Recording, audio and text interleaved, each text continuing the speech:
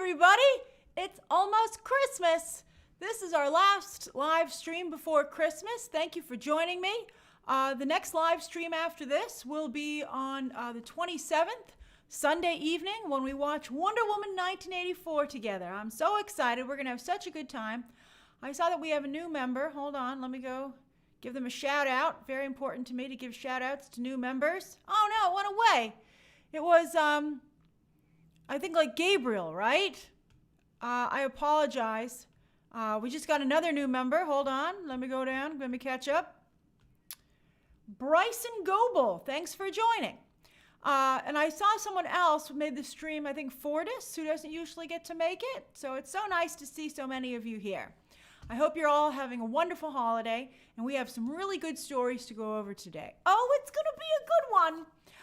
And then at the end of the stream, you can ask me anything you'd like for 10 minutes, and then I'll give a couple of shout outs. E equals MCU. That's very clever. That's a very clever name. All right, so it's so nice to see everybody. We're going to have a great time. All right, so let's get started, because I'm also working on my WandaVision breakdown, and breakdowns take a very long time to do. Hey, Garrick. I just, and also, I really want to enjoy Christmas Eve and Christmas Day. They're supposed to be releasing something about WandaVision on Christmas Day. Hey, Jamie Isaac Choi. I will react to that maybe on the 26th. I got to see what I'm doing. A lot of craziness going on, man. All right. I'm trying to get lots of videos up during the holidays, but still have the holidays. It's interesting when you work in entertainment and many industries, in fact. I don't know if any of you have the same situation. Did I say hi? Hi. Yes, I did. You work during the holidays, so it's a crazy time. All right, so let's get started. Here we go. You ready for a boop? It's gonna be boop time. Boop. All right. So I hope Barbara Broccoli is happy. Remember when MGM tried to sell the streaming rights to No Time to Die to keep themselves afloat, and they said we want $600 million, and then Netflix and Apple were like, we'll give you $300 million. So it was kind of like one of my favorite jokes was, I don't know if you've ever seen the movie Orange County. I think that's what it was called. But John Lithgow has a scene where he's negotiating with someone, and he goes, you don't understand how negotiation works. You say you want an entire new gym, and I tell you I'll buy you a medicine ball. And you settle somewhere in the middle. Oh, I see that Holden doesn't know who Barbara Broccoli is. Barbara Broccoli is the daughter of, I forget what her father's name was. Was it Albert Broccoli? But anyway, the Broccoli family is in charge of the Bond franchise. MGM owns half of it. I was right. Thank you, Hocus Pocus. The Broccoli's own the other half. So before a negotiation could really get started there on sending No Time to Buy to a streaming service, No Time to Die. It was No Time to Buy. But anyway, she is a broccolini, Madeline. That's hilarious. She is a broccolini. That's very funny. So anyway, before Netflix and Apple were the ones who were like 300 million. So before MGM could negotiate and find a nice something in the middle there, the Barbara Broccoli said, no, I won't do it. I want it to be in theaters. And now it looks like she might find herself with a new business partner, because MGM yesterday, the Wall Street Journal got word of this. What happened was that MGM is just going to sell their whole studio. Like, that's how bad things are over there. So MGM has reached out to some financial partners I did finish the Orange County story, Roy. That was the story about the negotiations. But anyway, they reached out to MGM reached out to some financial partners to put together a formal sale plan. And basically, MGM is worth, apparently, $5.5 billion. That's a lot of money. That's like more than Marvel was worth, which I find, I guess before the movies came along. Well, they'd started to do some movies at that point, but that's crazy to me. Remember Bob Iger was paying $4 million for everything? But they said that the stock value of MGM is about $5.5 billion. I wouldn't pay that for MGM. No way would I pay that. But they also come with a streaming library, okay? So they have a streaming library of 4,000 titles, which includes, and today everybody wants content. So you could get Rocky, you could get The Hobbit, you could get The Handmaid's Tale and Vikings, which is interesting to me because those, of course, air on other networks. But MGM apparently is the parent company. Now, who on earth could afford this? Who could afford $5.5 billion? Disney sure can't afford it. They just bought Fox.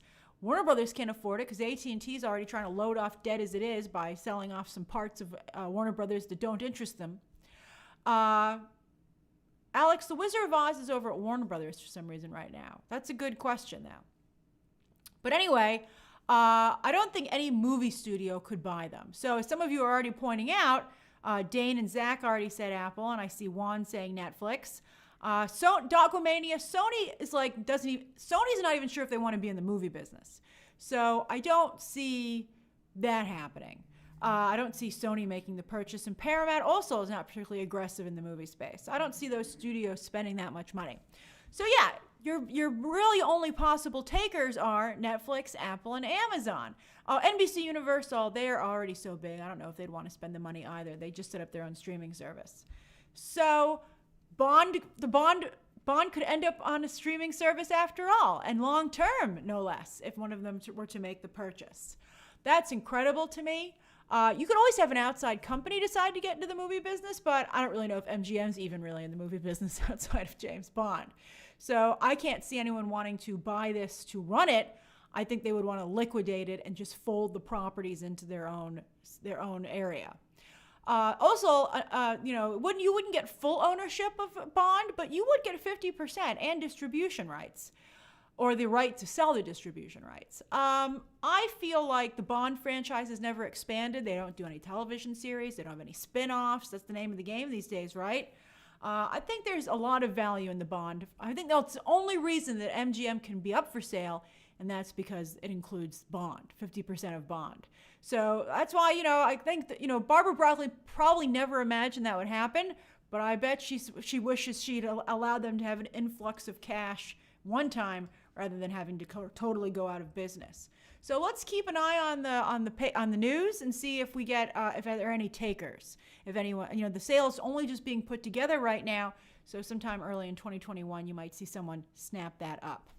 All right, so that's the first story of the day. All right, hold on.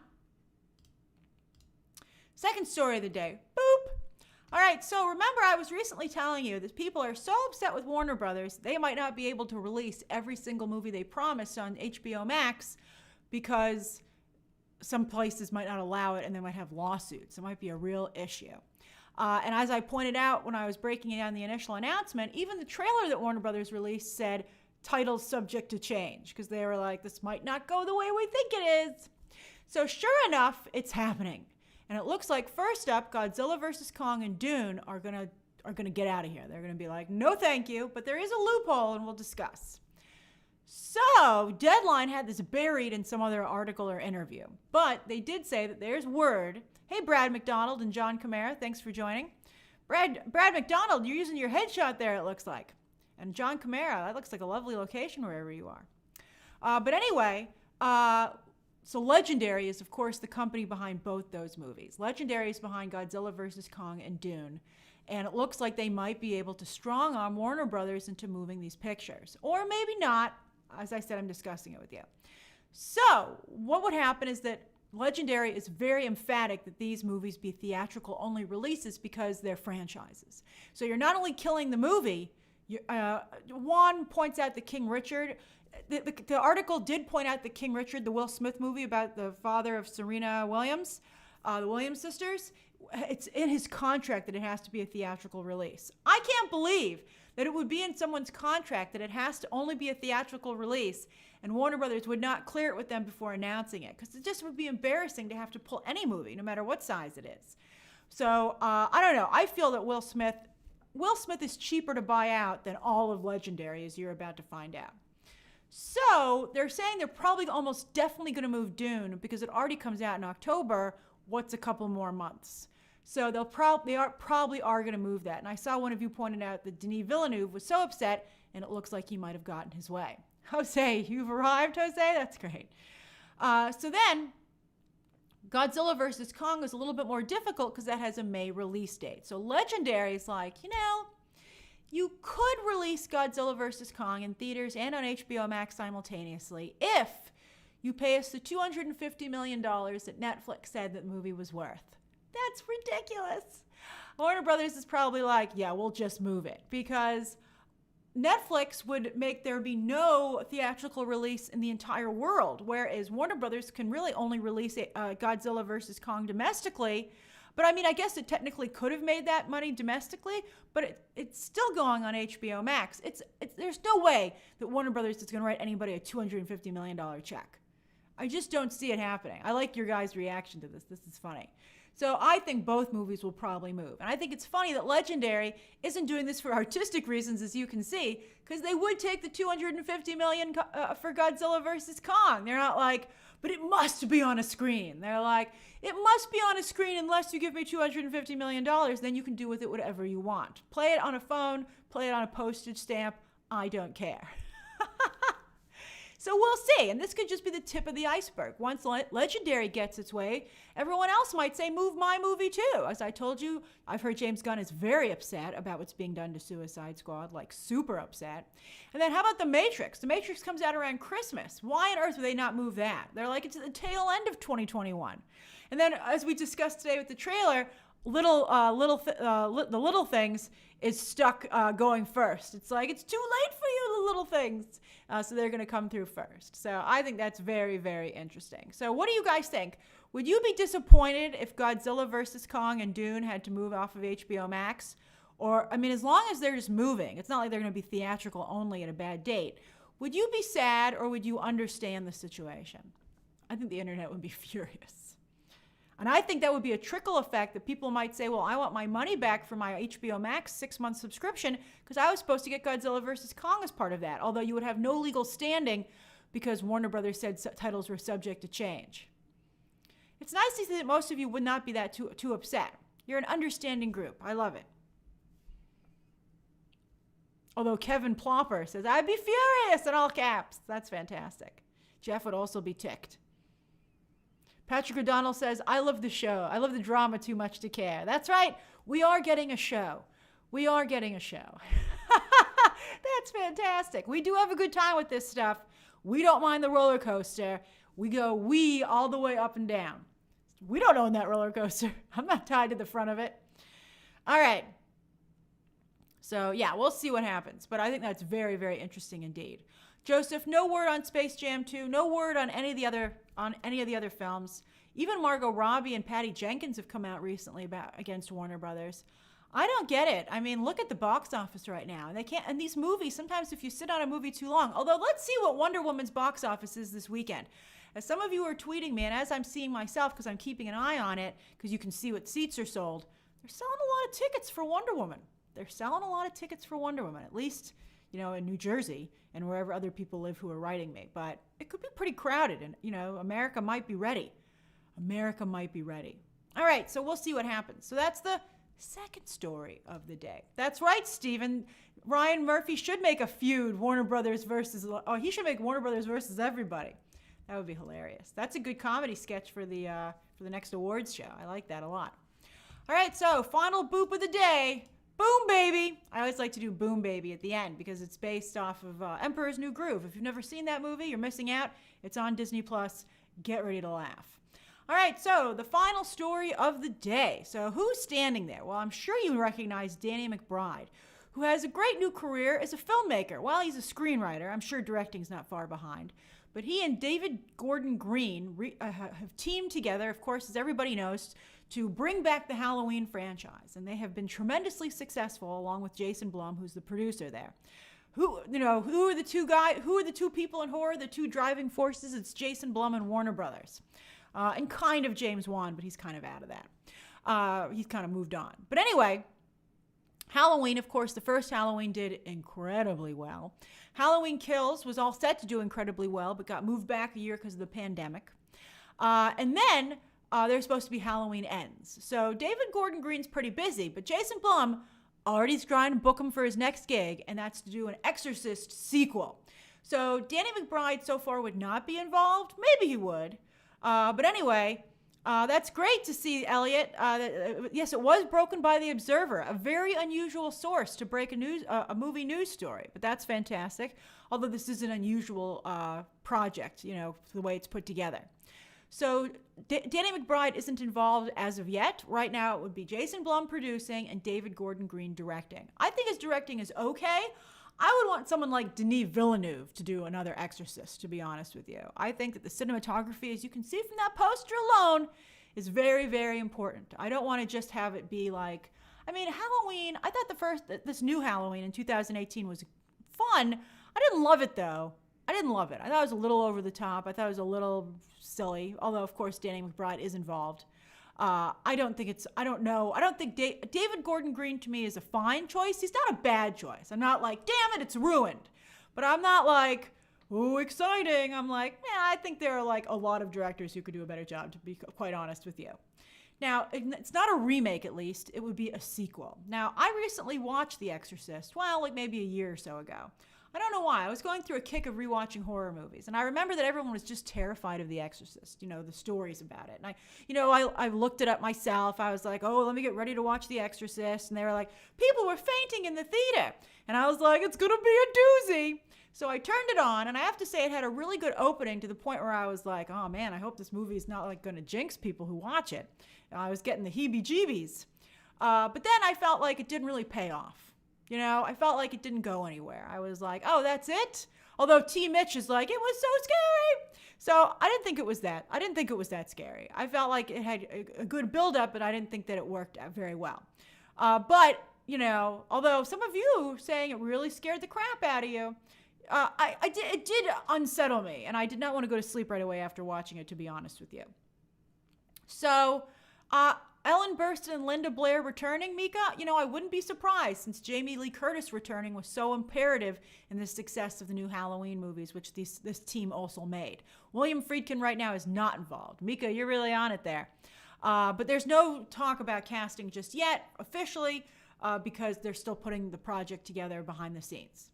So I think that, they could maybe remake this with an interesting commentary on religion today. You're right, the council. Lee Whannell would be wonderful. Did someone else suggest that? I think he's just great. I love Lee Whannell a lot. Although, I think he's got to stop being so low-key. It was really good the first 2 times, but now he's got to start going a little more high end. Turn it up a little bit. But I think there's, a little bit about religion today would be a really interesting discussion. And so I'm not against this, but I'm a little nervous about the people who are doing it. So we'll see. Are you guys interested in an Exorcist sequel? It's not a remake. It's not a remake. To me, the scariest horror movie I saw growing up, my parents rented for me, was The Omen. I was like, that's really scary stuff, man. Lone Wolf Media is like, it's a hard nope. Logan says, I work at haunted houses in the Halloween season, so I'm on board for any of this. Oh, that's great. Oh, Jesse the Good Witch is all over this team. Oh, that's great. Chico says, if they have the OG cast, I can't resist. Although Jamie is like, no, not interested. Nobody asked for this. Well, you kind of did when you paid to see Halloween. Hollywood loves to do, repeat stuff. They go, boy, Halloween sure worked. What else could we do? And that's how the mind of a Hollywood producer works. All right, so those are the 3 stories of the day. I like Barbie Menages. Sure, why not? That's kind of how I feel. Okay, I'd like to see a scary movie on Halloween. Let's see what you got, everybody. All right, so it is 6:22. You may ask me anything you like until 6:32. We're doing pretty good on the timing here. I might not start my evening at like 10 o'clock tonight. I've been very bad with my schedule. It's my fault. It's not anyone else's fault. But it's been, I've had other drama going on, as you know. So it's been taking up a lot of my time. I've got Christmas movies to watch, goddammit. Brandon says, hi, Grace. What is your favorite type of music? I really like soundtracks. I don't really have a particular, I like current music. I like current music, to be honest with you. I'm not a big, and I like 1950s music. I'm a fan of that, especially during Christmas. But, I'm not a huge fan of, I don't like hard rock. I don't like folk music. I don't like slow music so much. I like stuff with a good beat. I like stuff you can move to. Let's see here. Rob W. says, what's on the to-do list this week? Make a lot of videos. I got to get ready for Christmas. I got to wrap my gifts. I got to do some Christmas errands. Watch Christmas movies while I still can. There's only 3 days left to watch Christmas movies. And on Christmas Eve, I'm watching Home Alone. So I think I'm going to watch Elf, probably Elf tonight. And then maybe tomorrow, I'm going to either watch The Shop Around the Corner or The Bishop's Wife.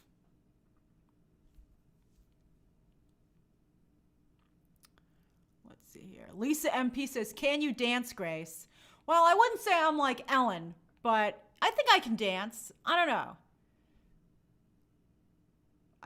I have a family member who lovingly likes to tease me, but that might just be the teasing. I've already watched the Grinch Project series. The Grinch, the animated Grinch, was the first Christmas movie I watched this year, and I had such a good time. I'll never forget it. I tweeted about it. I infamously Instagrammed about it because I was so happy and having such a good time, and I actually wish I could watch it again. I liked it so much. Patrick O'Donnell says, do you have any DCEU tea? Well, I shared today that what happened was that J.J. Abrams has I'll give you a little more detail. So J.J. Abrams has written his outline for his Superman movie, but he doesn't want to actually write it. So he's written the outline. So he's like, okay, now I'm going to hire somebody to write it. So he's meeting with writers to flesh it out and actually make a script, which is that's the whole reason that Warner Brothers hired him, to make a Superman movie. They're like, yes, lens flare the movie, let's do it. And I have to say, I think, as I've said before, J.J. Abrams is so good at doing a first movie, but for some reason they crumble when the franchises try to move forward. Although I thought that The Force Awakens was such a horrible, blatant ripoff of A New Hope, but yet Bob Iger revealed that was an intentional choice by the studio. So you can't blame J.J. Abrams for that. But yes, as I also tweeted today, they don't know if they're going to go forward with Henry Cavill still. Come on. I can't believe I'm blanking on his age. What's his manager's name again? Danny Garcia. Come on, Danny Garcia. Send a gift basket to Warner Brothers and be like, please, I beg you. It might be time to actually beg. As for Spider-Man 3, asks why Guven. All right, I'll give you some Spider-Man tea. All right, I'll talk about it later, but I'll say it here first because you guys are so nice and you're waiting. What's going on is that Tobey Maguire still has not signed to be in the movie. I think it's like really jerky of him to still not have signed. He's like so close. I'm sure they're all incredulous that he still hasn't signed. But a little bit of tea is that I heard that it was Sam Raimi's idea to bring back all the Spider-Men and to bring back his actors. He's like, you know what we should do, Kevin? And Kevin was like, I'm so glad I called you. And so it was his idea. So I'm sure also Sam Raimi's like, Tobey Maguire, you're making me look so bad. I can't believe you're doing this to me. And then here's what's really bad, okay? I also heard that Tobey Maguire was supposed to be in the movie from the very beginning. He was supposed to be throughout the entire film. But the reason he's just in the third act is because they had to start filming and he hasn't signed. So he also kept Andrew Garfield from being throughout the entire film. So that's the issue. Tobey Maguire is holding it up and, it's a closing window. He's got to sign because they got to shoot this damn third act. And they don't even usually shoot films in order, but they're doing the best they can. So it's just, Tobey Maguire must be insane to do this. I mean, unless they offered him like a ridiculously small amount of money, but even then he should take it.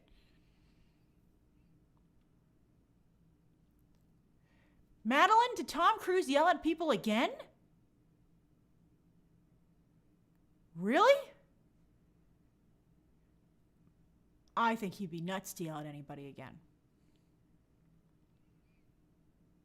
Tobey Maguire does have a very bad reputation. So, I mean, I've even heard from people who've worked with him that he's just kind of an odd guy. Alex says maybe he just really hates Spider-Man. Well, he's really going to hate it when everybody starts dogpiling on him for doing this.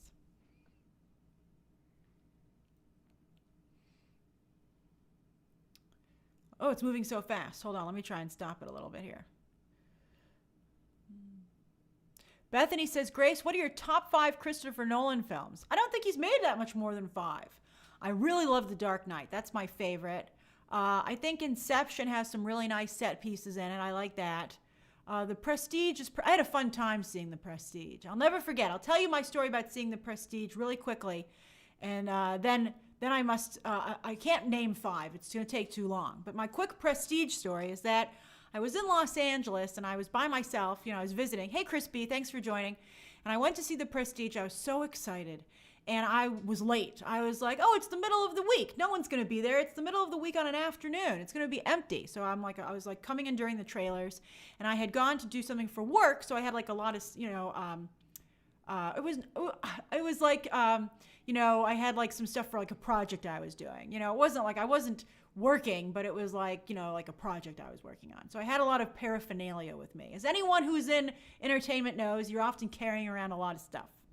So I had like a bunch of stuff with me, and I had my food. I hadn't eaten that day, so I got myself a hot dog and a soda and a candy, and I came into the theater, and it was Los Angeles, and I didn't realize that most people in Los Angeles are self-employed, so they're totally free to go to the movies. And it was packed, and I had to climb over people. I felt so stupid, and I had to juggle all my stuff and my food, and it was just hilarious. I will never forget it. But it was a funny thing to do, and it made a big impression on me. So I'll always kind of like The Prestige for that reason. So if you're going to the movies in Los Angeles, it's going to be super crowded. Be prepared, no matter what day it is or what time.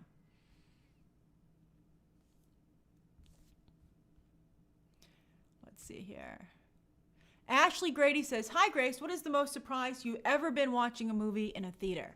Well, I think probably one of the best times, I think 2 times that I can think of was the Spider-Verse, because the whole theater was like shocked at how good the movie was. We were like, because it was a press screening, and they gave us free popcorn and soda. We were having a great time. We were like, this is great. And it was around the holidays, and the movie was just so amazing. I think when the Stan Lee cameo happened, I think the whole collective feeling in the room was like, how is this movie this good? And then also, obviously, for Avengers Endgame. I mean, the way the press reacted to that was incredible. It's very unusual to have press reactions, but the press was just like oohing and ahhing and shocked. And that was like, I was literally on the edge of my seat to watch that. So those are the things that I most remember most recently. My pleasure, Ashley.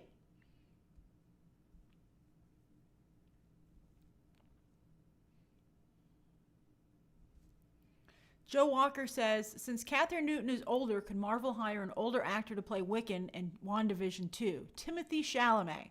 They could. I told you I heard they wanted actual teenagers, and the America Chavez casting gelled with that, and so has Ms. Marvel, but maybe they're going to do tiers. How old is Catherine Newton? Let me look it up.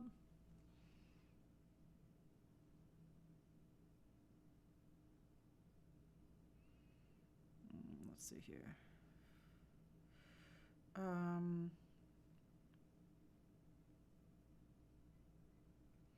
She is 23. Hold on one second.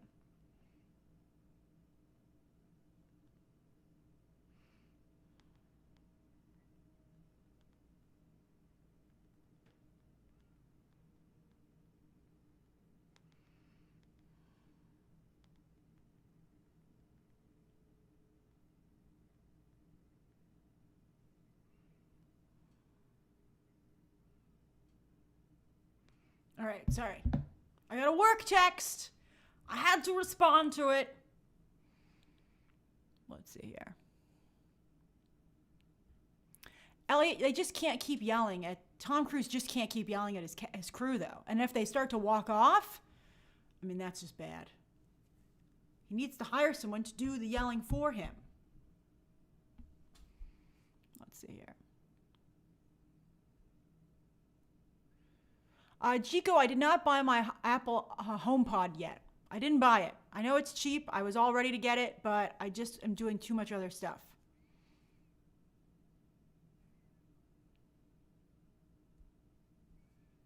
Let's see.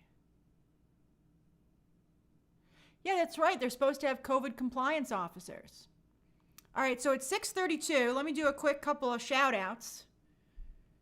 Let's see here.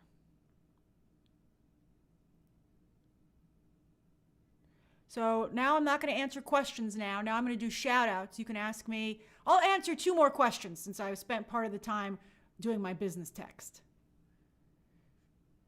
Oh, Alfonso, I'm sad you fell asleep watching Tenet. I can kind of understand it. You got to hold out to the last hour. Oh, Damani, the comics that I bought today, only DC comes out today. So I got, what did I get? I got,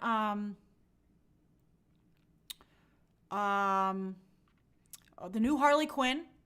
I got that one. And then what else did I buy? Hold on, let me check.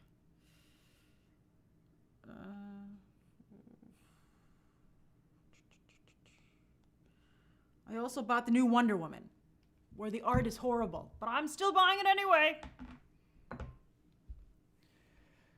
Let's see here. Lily, I'm so sorry to hear that you tested positive for coronavirus, but I'm glad that we're here for you. Everybody send well wishes Lily's way. You know, we'll all be thinking of you. Just take care of yourself. All right, so I'll do one more question.